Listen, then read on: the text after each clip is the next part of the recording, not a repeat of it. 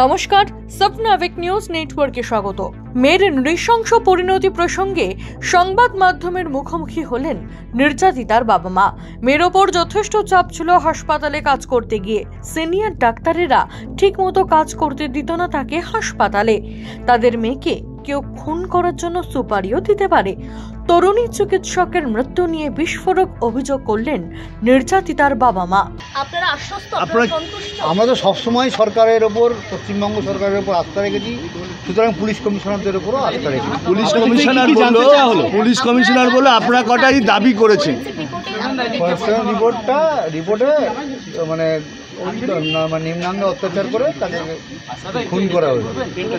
আর কি আছে এটাই এত শুনুন, এত কিছু বললে একটু অসুবিধায় তদন্ত স্বার্থে এটুকুই বললাম।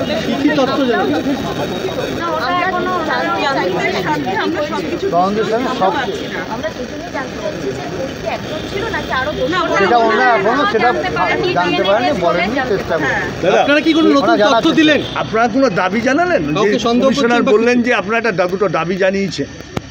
দাবি জানিয়েছি বলতে আমরা কতগুলো ইনফরমেশন, বিচারের দাবি তো চেয়েছি, আর আমরা কতগুলো এখন আমাদের মাথাটা একটু ঠান্ডা হয়েছে, আমরা তো কিছু জানি যেগুলো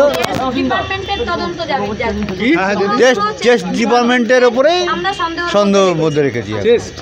চেস্ট মেডিসিন ডিপার্টমেন্টের ওখানে কেউ জড়িত আছে নিশ্চয়ই, আমার মনে হচ্ছে এখন ওখানকার কেউ।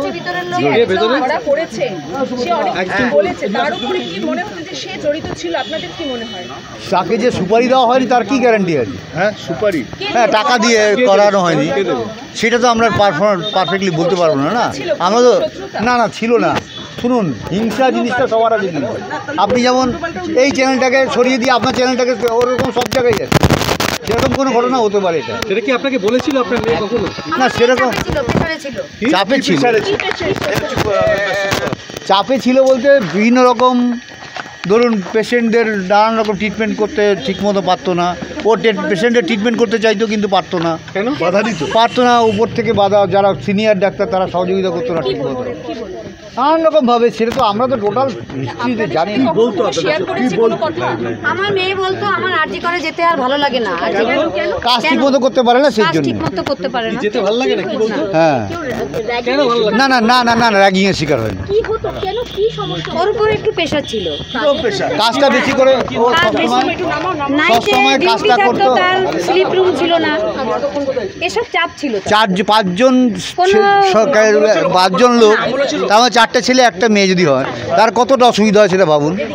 তার কোনো স্পেশাল ঘর, আলাদা ঘর ছিল না। চারটে ছেলে একসঙ্গে ডিউটি করছে, 5টা সে কী করে থাকে? চারটে ছেলে একসঙ্গে ডিউটি করছে, 5 জন ডিউটি করছে, তার মধ্যে 4 জন ছেলে, 1 জন মেয়ে। সেটা একটু অসুবিধা হয়, রাত্রিবেলা থাকতে গেলে অসুবিধা হয় না?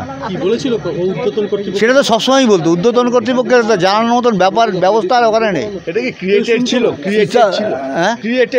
ক্রিয়েটেড বলতে তৈরি করা ছিল? না সেটা আমরা বলতে পারবো না ঠিক।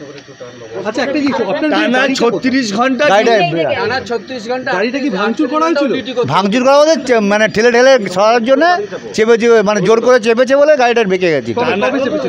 সেটা যদি ডেড বডি নিয়ে আসছিলাম তো, এটা পুরনো খবর হয়ে গেছে। ওই 36 কিছু বলতে পারবো না, আমরা সঠিক তদন্ত চাই আর দোষীর শাস্তি চাই। আর ছাত্ররা যে আন্দোলন করছে তার সঙ্গে সম্পূর্ণ আমরা সহযোগিতা করব যদি কোনো প্রয়োজন পড়ে। চেষ্টা করছি আমরা একটু, আমরা স্থিতি অবস্থা অবশ্যই যাবো। 36 ঘন্টা টানা ডিউটি করতে, এরকম মাঝে মাঝেই করতো না? হ্যাঁ, প্রতি সপ্তাহে একটা করে হতো, প্লাস মাসে একটা এক্সট্রা 5 দিন করে মাসে হতো। এটা টানা 36 ঘন্টা। এটা অ্যাসিস্ট্যান্ট সুপার, ওদের ডিপার্টমেন্টের অ্যাসিস্ট্যান্ট সুপার যে সে বলেছে আপনার মেয়ে করেছে, প্রথমে বলেছিল, কিন্তু পরবর্তীকালে গিয়ে আমরা তো দেখলাম এবং মমতা ব্যানার্জি ফোন করার পরে বিষয়টাকে টোটালি।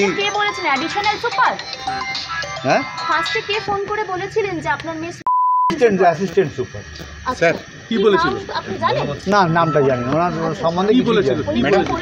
আজকে সিপি অ্যাসিস্ট্যান্ট সুপার বলেই পরিচয় দিয়ে ফোন করে বলেছিল। আপনাদের উনি অ্যাসিস্ট্যান্ট সুপার না অন্য কিছু আমি সহযোগিতার আশ্বাস পুরো পোস্টমর্টম রিপোর্টটা আপনাদের দেওয়া হয়েছে, তাতে কি উল্লেখ আছে? আমরা এখনো পোস্টমর্টম রিপোর্টটা পুরোপুরি পড়িনি এখনো। আচ্ছা, আর এইসব মেডিকেলের ছাত্র ছাড়া সমস্ত কিছু বোঝাটাও তো মুশকিল না, সেটা তো আপনি নিশ্চয়ই বুঝতে পারছেন। সিপি যে আশ্বাস দিয়ে, হ্যাঁ সিপি যে আশ্বাস দিয়ে গেলেন, নিশ্চয়ই ওনার উপর আশ্বাসের ভরসা আমাদের আছে প্রথম থেকেই, এবং আমাদের রাজ্যের মুখ্যমন্ত্রী শ্রী মমতা ব্যানার্জির উপরেও আমাদের আস্থা আছে, 100% আস্থা আছে সেটা নিয়ে। এবং ছাত্রছাত্রীদের সঙ্গে আমরা আন্দোলনের সঙ্গে আমরা আছি। কিন্তু আন্দোলন যারা করছেন তারা বলছেন যে একমাত্র একজনকে দোষী হিসেবে ধরা হয়েছে, আরো পেছনে মাথায় আছে, আরও আছে, এরাও সন্দেহ প্রকাশ করেছে। এই ব্যাপারটা নিয়ে অন্যরাও সন্দেহ প্রকাশ করেছেন, যারা তদন্ত করছেন তারা, সেটা বলতে পারবো না, আমরা কি করে জানবো। বললেন যে সিনিয়ররা একটু চাপে রাখতো, ওকে বেশি করে কাজ করানো।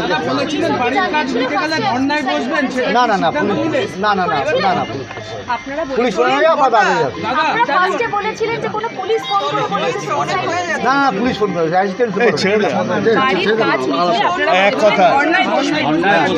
সেটা আগামীকাল চেষ্টা করছি, আগামীকাল থেকেই ধর্নায় যোগ দেওয়ার। রাজা দে, সাবনাভিক নিউজ, সোদপুর। সমস্ত খবরের আপডেট পেতে লাইক করে সাবস্ক্রাইব করুন সাবনাভিক নিউজ। সেই সঙ্গে বেল বাটন প্রেস করতে ভুলবেন না। আপনাদের একটা সাবস্ক্রিপশন আমাদের জন্য অত্যন্ত মূল্যবান। জয় হিন্দ।